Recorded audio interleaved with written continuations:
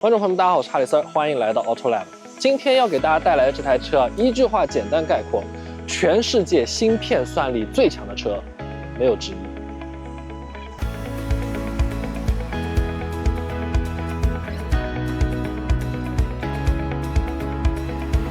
小鹏 G7，在不久之前，我刚跟大家分享过关于这台车静态方面的表现。这是一台顶着强大算力、AI 赋能的光环，但实际上性格却非常务实的一款车。它的实用性非常的突出，而它的配置水平也非常的丰富且均衡。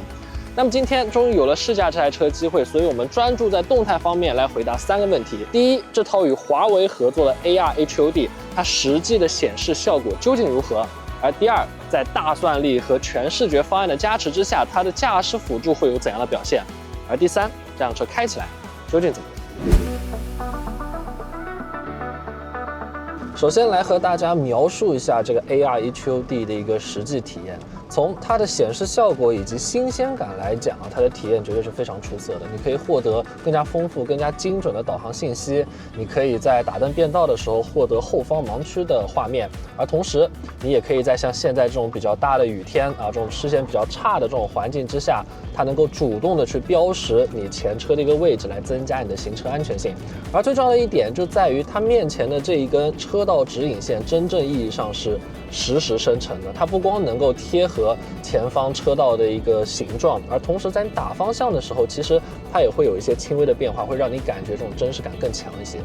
但是呢，在当前的这个版本下呢，这一套显示的效果其实还是有一些限制的。真正意义上的 AR 实景其实应该是像特效一样完全叠加在你的实际画面之上。然而现在面前的这个画面呢，还是有这么一点点它是一个图像生成。比如说，当你的车出现一些俯仰动作的时候，这根线也是跟着在上下俯仰的，可能就是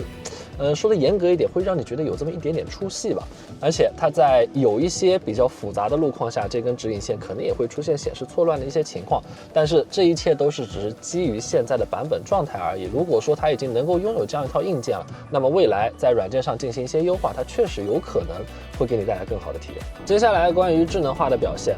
先声明一点，如果说你想要拥有这辆车的满血版本，也就是总算力达到2200 TOPS 的3片图灵 i 芯片，再加上829P 的车机芯片，这么一个组合的话，那么你必须要去购买顶配的 Ultra 版本车型。而我们今天试驾的呢，只是 Max， 也就意味着它搭载的依旧是2片 Orin X 芯片，也就是说当前的这个软硬件组合还算不上是最顶的。所以说我只是大概来总结一下我整个驾驶辅助的一个体验的一个感觉。首先，它的基本功非常的扎实它的车距、车速以及方向的控制都显得非常的合理。而同时，有一点非常符合我的驾驶习惯，就是它的起步以及它变道的一些动作很果断没有犹豫的感觉。唯一可能不太符合我个人喜好的，就是在一些比较拥挤或者狭窄的道路上，尤其是碰到慢车的时候，它的超车时机的选择以及车道的选择可能会显得稍微的保守了一些。那当然，小鹏官方也讲了，在之后呢是会推出选择驾驶辅助风格的这么一个选项的，可以让你整套的这个行进方式更匹配你个人的定义风格。最后来和大家分享一下这辆车开起来究竟是怎样的一个感受。我首先来给结论，这辆车的动态调教非常的出色，它可以说是一个非常正确的动态性格的一个设定。怎么来理解这句话呢？首先我们来看这辆车的驾驶性，也就是它油门的一个表现。它并没有给你那种非常暴躁的这种快速的响应，或者说很暴躁这种加速的爆发力，它就是一个很跟脚的一个过程。它可能有这么一点点延迟，但是它所有的这些动作都在你的可预计的范围之内。而且当你快速丢开油门之后，它又会有意的去抹平那些比较突然的加速度变化。我觉得对于这辆车本身的性格定位来说，这是一个非常出色的油门调教。而刹车也是比较相同的一个状态，这可能是我最近开过的可能所有电动车里面刹车脚感排在可能前5的一个状态的一个车型。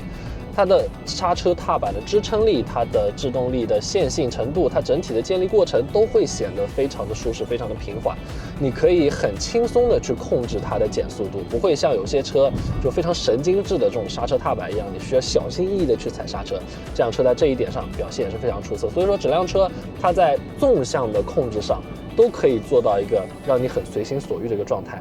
而接下来横向的控制，这辆车的转向，它唯一让我觉得会有这么一点点突兀的地方，在于低速状态下它的回正力度非常的大且快啊，这会让我觉得车身的动作有一点点不自然。但除此之外，它整体的转向的手力的变化、车身的响应，我觉得都是完全符合我们对于这样一台车的期望。它可以做到一个让你很随心所欲的驾驶，但是又不会让你觉得太过于神经质。而让我觉得最意外的还是在于它的整套底盘。这辆车它也是使用了群体智能的一个功能，也就是说，当一辆车驶过面前有一个障碍物，需要去标注一下，这里会有一个颠簸或者有个坑或者有一个减速带的时候，它会告诉它所有的同款车型，告诉大家你在路过这里的时候，你的 CDC 系统需要去做出一个提前的调整。所以说这辆车在这些比较明显的障碍物面前，可以做到一个更游刃有余的一个车身控制。而在你日常的车辆行驶过程中呢，虽然说它的硬件其实并没有很顶，它只是一个钢制含量比较高的前双叉臂后5连杆，同时它也是一个钢簧，它只是有一个这个 CDC 的系统而已。但是它真的可以给你一种接近于空悬的一个行驶质感。它可能不会有太极限的侧向支撑，它可能不会有太精准的这种弯道中响应，但是它当前的这个底盘的整体表现，确实可以让你感觉到，可以就是这个价位里面你对于一台家用车全部想要的东西了。但是我也要给各位一个叠甲我刚才说的所有关于这辆车的动态表现，都是基于当前这一套20英寸的 PSEV 轮胎上去阐述的。从我们之前，至少我朋友对于 P7 加以及 G6 18寸和20寸轮胎的反馈来看，这两款轮胎给你带来整体的动态表现差异还是比较大的所以我这个奉劝各位，如果说到时候这个轮胎在这辆车上也就是选装状态的话，最好加上这点钱把这个轮胎选上去。我觉得这么说完肯定也不会有太多人买，但就这样吧。在先前节目中，我曾经有过这样一个说法，这辆车很有可能会继续延续小鹏当前热销的势头，甚至于把小鹏品牌的市场地位给推到一个新的高度。而如今真实的试驾过这辆车之后，我觉得这个问题的答案是毋庸置疑的，它确实拥有如此的一个实力。虽然说相比于同为小字头、同为7字辈的那台车来说，它可能没有那么高的热度，但是对于更加务实的家庭用户来说，很显然这辆车更清楚自己的消费者想要的究竟是什么。OK， 大家收看本期 Auto Lab， 我是哈里森儿，我们下期再见。